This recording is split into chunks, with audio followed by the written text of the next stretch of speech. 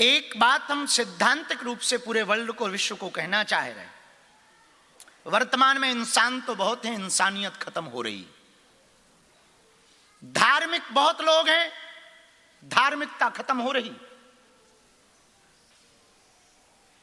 वर्तमान समय बहुत विचित्र परिस्थितियों में जूझ रहा है। स्वार्थ और अपना प्रभुत्व जमाने के चक्कर में अनेक लोगों के प्राण दाह हो रहे। हम पूरे विश्व के लोगों से, इस वैश्विक मंच ओपेरा हाउस से एक बात बहुत विनम्रता पूर्वक प्रार्थना करना चाहते हैं। स्पेस स्टेशन से जब पृथ्वी को देखा जाता है तब किसी भी देश की दीवारें नहीं दिखाई पड़ती। आज ओपेरा हाउस में भी एक अभूतपूर्व घटना हो रही है। कई दलों के लोग बैठे हैं, दल अलग अलग हैं पर दिल एक है। और हम चाहते हैं कि पूरी दुनिया के जितने भी धार्मिक लोग हैं वो हमारी इस बात को सुन भर लें तो शायद हमारा काम बन जाएगा। चाहे वो कोई भी मजहब हो, कोई भी पंथ हो, कोई भी मत हो और कोई भी धर्म हो। और हमारी बात बहुत सीधी सी है, धर्म तोड़ना नहीं सिखाता, जोड़ना सिखाता है। यदि आपकी परंपरा, आपका धर्म तोड़ना सिखा रहा, समझ जाइए आप गलत छत के नीचे बैठे। आपका धर्म, आपकी परंपरा अशांति फैलाने के लिए प्रेरित कर रहा, समझ जाइए तुम गलत नंबर की बस पर बैठ गए। आपका धर्म, आपकी परंपरा यदि किसी को मारने काटने की विचारधारा से प्रेषित या प्रेरित कर रहा, समझ जाइए आप गलत छत के नीचे आ चुके हैं। अध्यात्म कहता है धर्म तोड़ता नहीं, जोड़ता है। अध्यात्म कहता है, हमारा सनातन कहता है हिंसा नहीं, अहिंसा। हमारा सनातन कहता है अशांति नहीं, शांति। हमारा सनातन कहता है अनेकता नहीं, एकता। हमारा सनातन भारत का अभूतपूर्व है। हमारे भारत का सनातन कहता, पूरे विश्व को एक संदेशा देता है, तुम्हारे देश के, किसी भी देश का कोई भी फ्लैग का कलर अलग अलग हो सकता, तुम्हारे देश के लोगों के कलर अलग अलग हो सकते, लेकिन खून अलग अलग नहीं हो सकता। हमारा सनातन कहता है, हमारी अध्यात्म परंपरा कहती है द्वैतवाद नहीं, अद्वैतवाद। भेद नहीं, अभेद। हमारा सनातन कहता है मारना नहीं, जीना सिखाना है। हमारा सनातन कहता है रोना नहीं, हंसना सिखाना है। और हमें गर्व है जिस परंपरा को लेकर के हम सिडनी के इस ओपेरा हाउस में आपके सामने बैठे हैं। अपनी परंपरा पर, अपने भारत पर और पूरे विश्व पर हमें गर्व है। सिडनी की इस धरा पर गर्व है। यहाँ की सरकार पर हमें भी बहुत प्रसन्नता होती है कि उन्होंने इस वैश्विक स्तर के मंच को एक ऐसे संदेशा के लिए दिया जहां वर्तमान में अभी मिडिल ईस्ट में भयंकर तनाव और कई देश आपस में लड़ रहे हैं। ऐसे समय पर ओपेरा हाउस का यह शांति का प्रवचन उनके अंदर एक क्रांति लाएगा, हमें यह पूरा भरोसा है।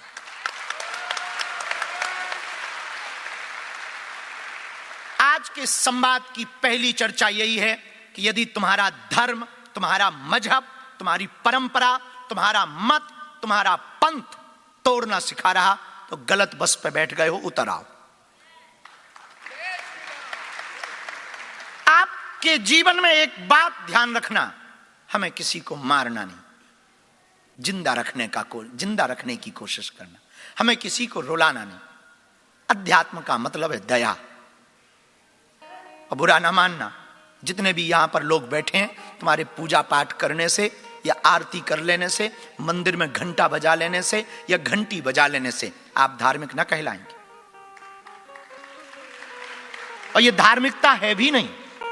गजब की बात है, आदमी मंदिर जाता है, घंटी बजाता है, सोया हुआ खुद है, भगवान को जगाता है। गजब देखो, क्या गजब का आदमी है, भगवान को ही उल्लू बनाता। वो कहता है, हे शंकर जी, हम तुम्हें 1 लीटर दूध चढ़ाएंगे, बेटा की नौकरी लग जाए।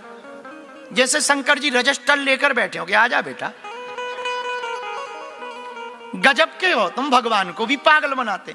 ये तो कर्म कांड है, पूजा करना कर्म कांड, माला फेरना कर्म कांड है। और बुरा ना मानना, तुम्हारे कर्म काले हैं, स्टेटस भगवान वाले।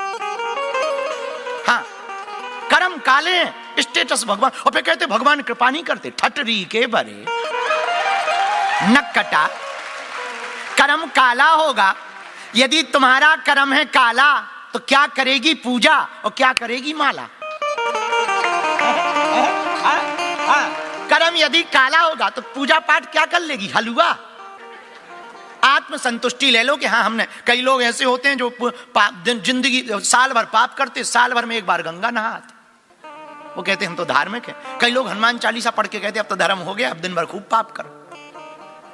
और फिर कहते हनुमान जी कृपा नहीं करते, ठटरी के बरे हलवा करेंगे। इसलिए आज का सिद्धांत जरा सीखो, धर्म का अर्थ समझो, अर्थ का धर्म ना समझो। धर्म का अर्थ तो सब लोग समझते, अर्थ का धर्म। धर्म का अर्थ क्या है बताओ? क्या है? पैसा मांगना है? यहां भी अभी हम थोड़ी देर में अर्जी लगाने लगे, दरबार लगाने लगे, तो आधे लोग गारंटी है। और हम एक बात पूछना चाह रहे, आप लोग तो बहुत बड़ी जगह पर रहते, विदेश में रहते, हम तो बहुत छोटे से गांव में रहते भारत में।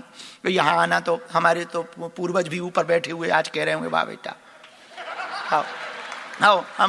हमारे पिताजी कभी विदेश गए ही नहीं, नेपाल तक गए, उसके बाद आगे गए ही नहीं।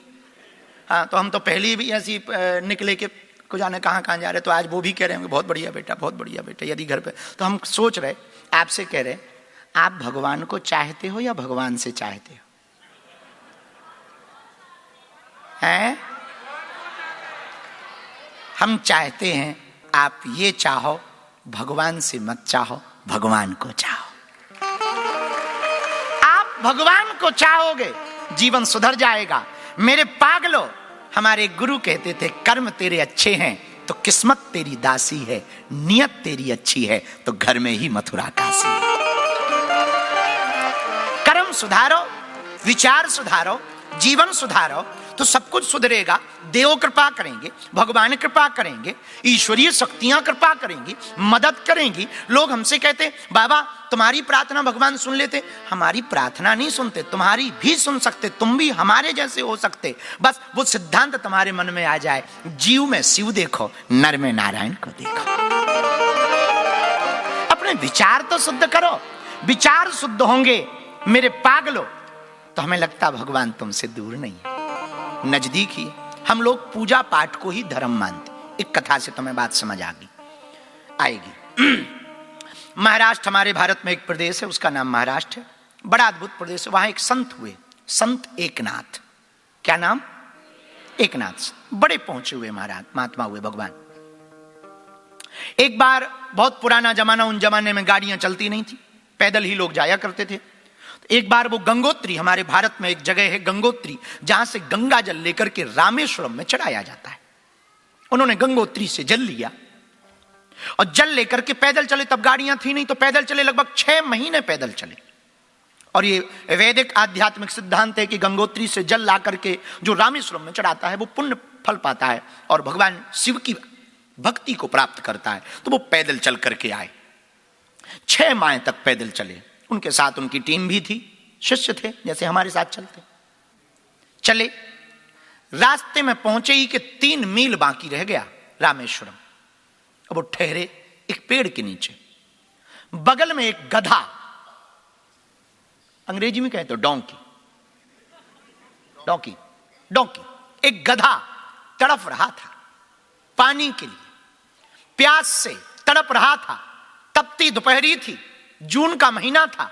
महात्मा एकनाथ 6 महीने की पैदल यात्रा करके कंधे पर 20 लीटर की पानी का कैन भरे हुए चले आए, 6 महीने लगातार। और वो प्यास से तड़प रहा था। एक बूढ़ा आदमी पेड़ से टिका हुआ, आंखें काली, शरीर एकदम पतला सा, सिर पर एक तौलिया बांधे, गधे के सिर पर, शरीर पर हाथ फेर रहा था और रोए जा रहा था। महात्मा तो दयालु होते, यही तो इंसानियत है। दया आ जाए, किसी के प्रति करुणा आ जाए, ये इंसानियत है। महात्मा ने कहा, बाबा भला तुम रो क्यों रहे और ये तड़प क्यों रहा? उस बूढ़े आदमी ने कहा कि भगवान क्षमा करो, बड़ी विचित्र स्थिति है। क्या? ये हमारा गधा है, जीवन भर इसने सामान ढोया और हमने इससे जीवन भर काम लिया, इसने बड़ी मेहनत की, इसका पिता भी हमारे पास था और ये भी हमारे पास था और बहुत लगाव है हमारा, हम छोड़ के नहीं जा पा रहे। यहां सूखा पड़ा है, पानी की व्यवस्था नहीं, जल के लिए मर रहे हैं सब, प्यासे मर रहे हैं सब। मैं भी प्यासा हूं, मैं तो जैसे तैसे जी रहा हूं, पर यह बेचारा जीव है, जानवर है, ये क्या जाने सूखा क्या होता, तड़प रहा है।